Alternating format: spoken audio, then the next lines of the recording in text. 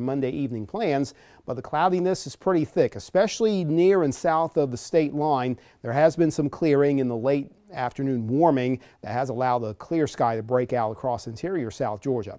But high pressure is the main component that will drive our weather features for the next couple of days, positioned to where we get a northeast wind. It's mostly off of land, so that keeps us from getting way too humid. But there is moisture obviously in the sky, and that's in the form of cloudiness in this cool environment in the lower part of the atmosphere. So that's going to help to retain some of the cloudiness through the night, as our northeast wind flow is going to be light, really light enough to prohibit any kind of widespread dense fog.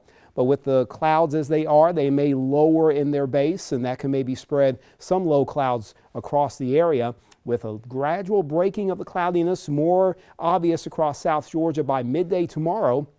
And then the forecast and focus does lean towards at least partial clearing, especially west of I-75 and west of the Suwannee River, but where you still have at least lingering moisture and coolness in the southeast Georgia communities that can maybe influence more cloudiness sticking around there and towards the I-10, I-75 junction. But those northeast winds are not going to change very dramatically. They're not going to be all that strong either. Even overnight, wind speeds are about 3 to 5 miles per hour, and then in the range of about 5 to 10 at the highest for the afternoon tomorrow, but still coming in from that steady northeast direction. We need more of that south wind to make it feel a little more humid. That comes later in the week, and that will help to promote the warming trend as well. But for tonight, the clouds helping to keep temperatures from plunging way too low below 50. Could have a few upper 40s, especially near and north of the Homerville area. But we'll stick with around 51 to 56 across state line communities and all of our North Florida zones.